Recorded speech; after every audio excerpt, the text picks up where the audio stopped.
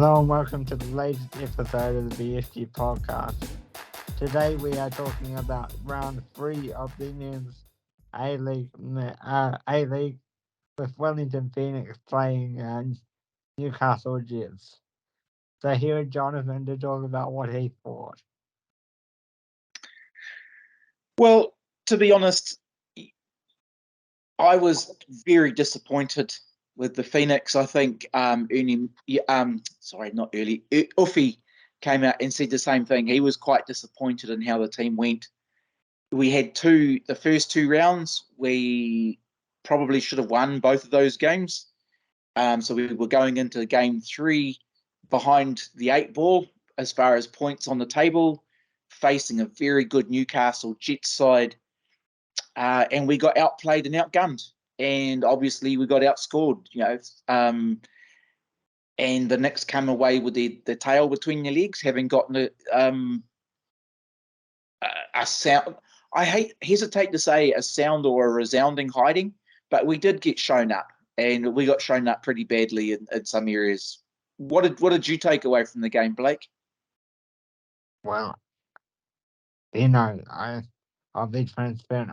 I didn't actually get to watch it live because I was concentrating on some other work that I've got to adhere to, besides this podcast. But I did get a chance to watch it today. Go back and watch it today and last night, and I just couldn't believe how different and how, I don't really want to say this, but the fifth word, poor we were as opposed to the other 2 games. Okay, yes, it's early in the season, but we can't be going back to our old structure. The other 2 games were perfect. This reminded me of 2020, 2021, 22 all over again. Yep. That's probably a poor description, but that's how I found it. Yeah. And what was interesting is that in the first minute, so first minute of the game, just after the first minute, the Jets make a come down the right-hand side of the field. The Jets player out on the right-hand flank gets a pass which comes across all the way around the back of the Knicks players. Soturio gets the shot, puts it in the net, and it was called no goal because of offside. Offside, fair enough.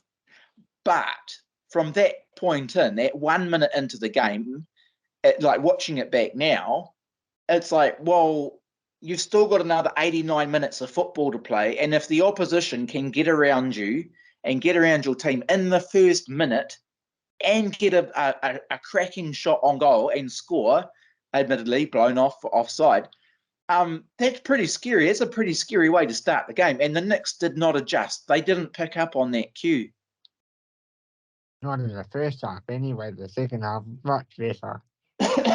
Yeah, but then what happened, is that was in the first minute, and then at the 4-minute mark, so this is only a couple of minutes later, again, the ball comes down the right side, it gets played into the middle, Piscopo gets it just quietly, softly, lays it down for his player, bang, he scores straight down the middle.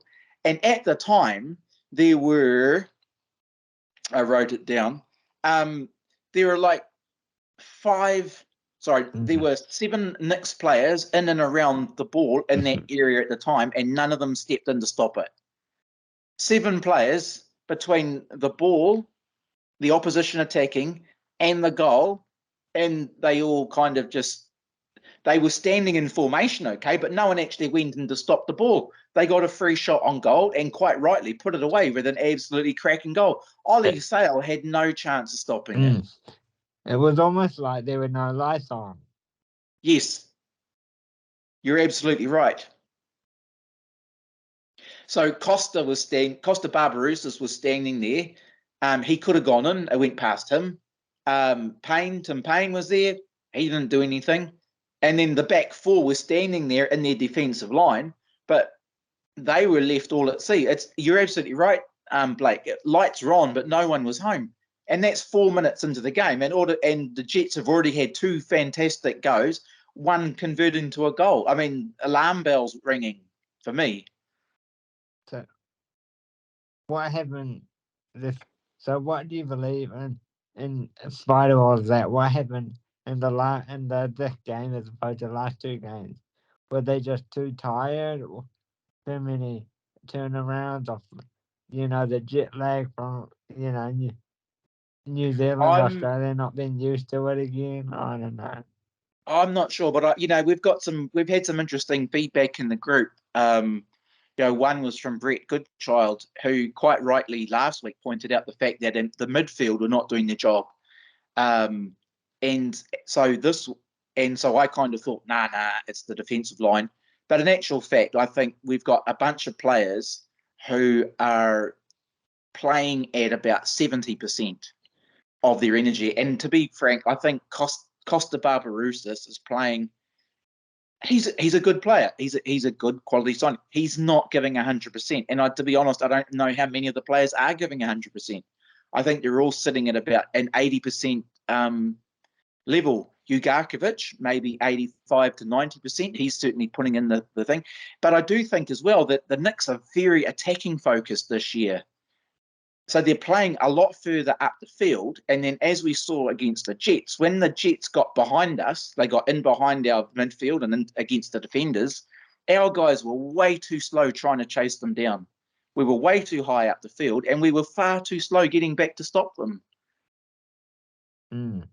So obviously we can't judge off one game because everyone has a blip every now and then. True, The best true. teams in the world. But what do you reckon if we go on a bad run, hoping that we don't, by the way, what happens in January? Do we release some players, get some fresh ones, maybe a Yep. few defensive ones, or what? Yeah. We need to start looking. I think the team will already. I think Uffy and the team, if they're smart, they'll already be looking to the transfer window. Because their roster's already full. So if they want someone, they have to let someone go. Yeah, there's a couple of guys sitting on. We are flush with attacking players.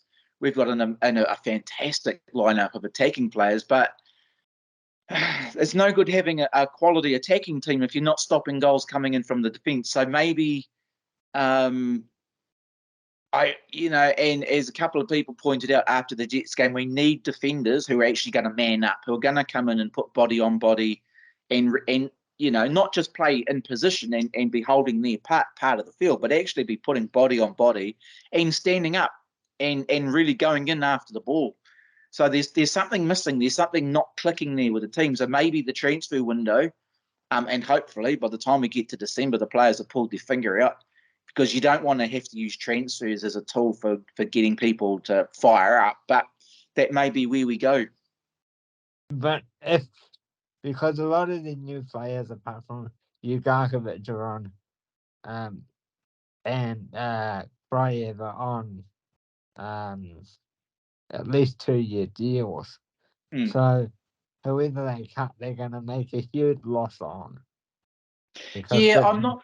Yeah, I wouldn't say. I mean, we're not going to let. I don't think we'd let any of the new guys go, but I do think we'd be looking at the back, and maybe I don't know, like Clayton Lewis got subbed off at halftime. So, and Uffy come out and said, and Clayton Lewis is a playmaker. He's a fantastic player, but so Uffy was making a statement. If he's going to pull off one of his better players in the team, so who would you say would we goodbye?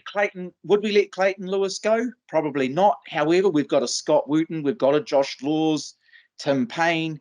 These guys need to be looking. I think they'll be looking in the mirror, going, "How do we make sure we're still here after the January window?" So I reckon that the player that will get the shot will be, if anyone, will be, and this may surprise you, Barbarouses. No, I think I'm not surprised by that. I'm not. I think Barbarouses is playing at about 70% of his capacity and capability. He's got so much more to give, and he's just being very I feel he's been quite lackluster so far. I wouldn't be surprised if they take 6 months into a 2-year deal.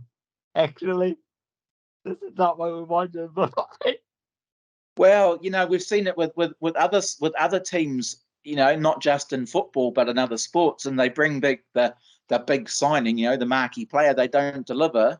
You've got to make a tough call. And one thing that I do like about David Dome and Uffy and the Knicks is they're not afraid to make the big call. They're not going to just hang on to a big name for the sake of a big name. If a chop needs to happen for the good of the team, they'll go ahead and they'll make it. Now, I'm not saying that Costa is playing badly. He's actually playing all right, but he needs to be playing at 80 or 90%, not at 70%. And when he's playing at 80 and 90, everyone around him will lift, and then we'll get wins instead of draws and losses.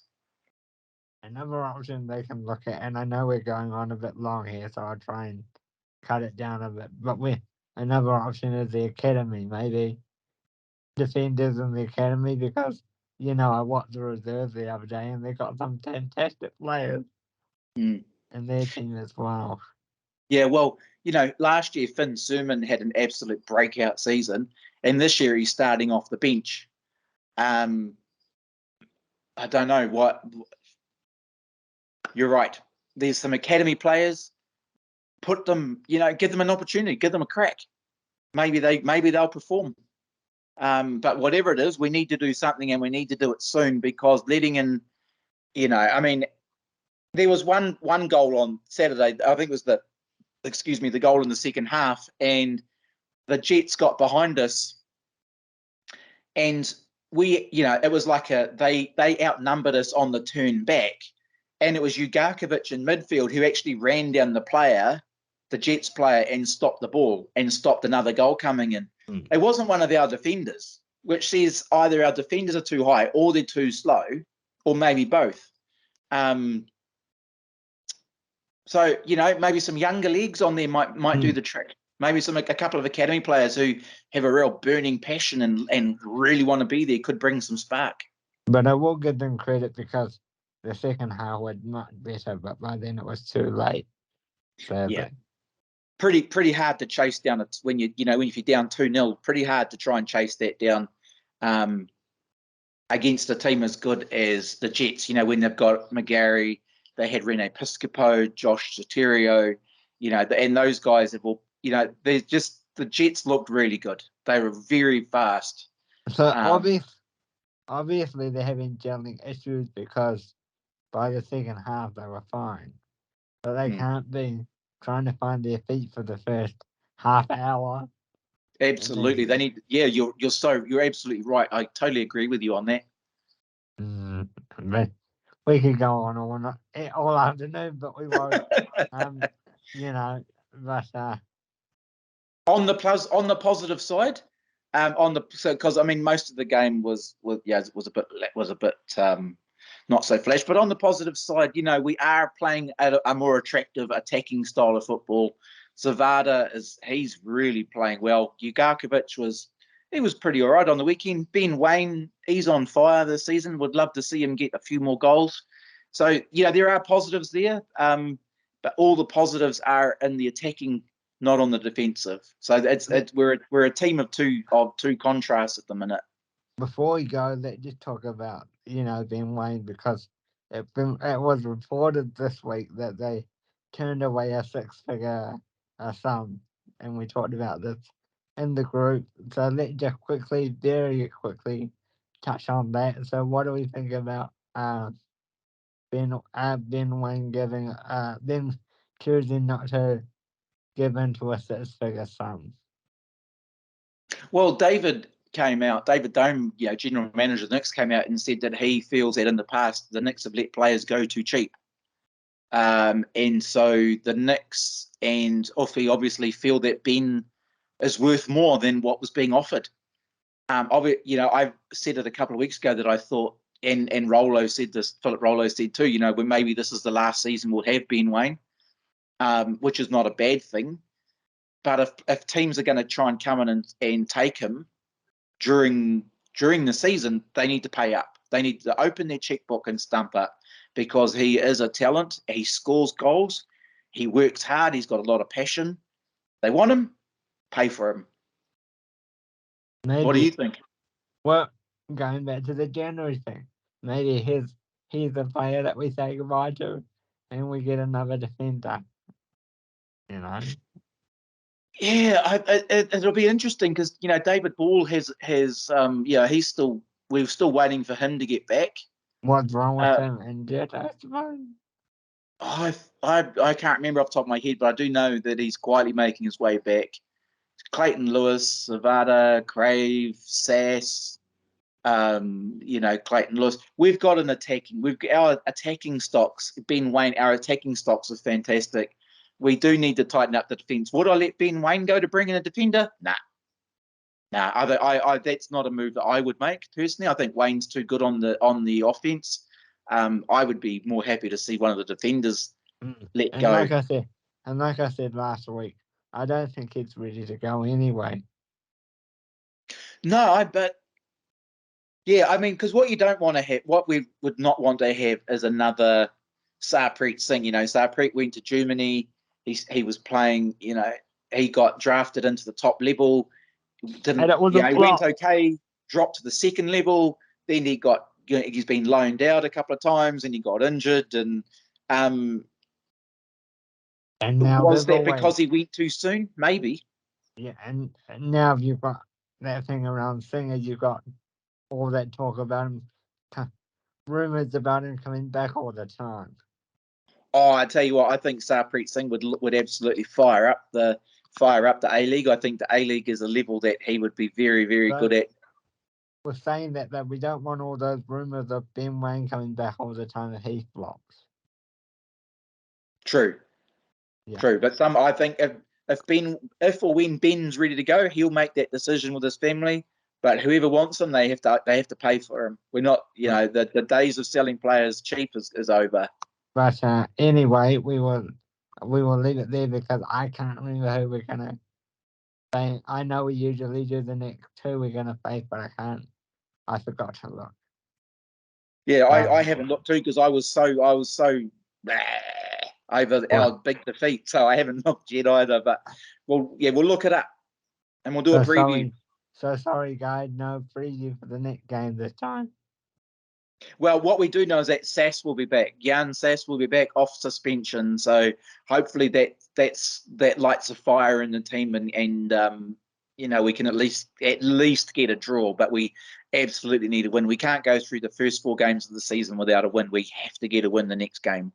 And I'd just like to say in closing too, thank you for all the positive feedback on the podcast, even though we're a bit rusty. We promise you, we are getting there. Mm-hmm. This is all new for all of us. We started at the tail end of last season, and this is our first full season. So please appreciate we're gonna take a while to get everything together. We are gonna forget something, but we promise you we will get there. And by the end of this year, going into next season, we'll have it down pat, I'm sure. Absolutely. That's the plan. And don't forget to follow us at Fly to the Next on Facebook, Instagram, and Twitter. And you can find some of Jonathon's great stories there. We've got a new one up about Natalie Lawrence at the moment. And you can catch that video right here on the channel. And we'll see you on the next one. Cool. Thanks, Blake.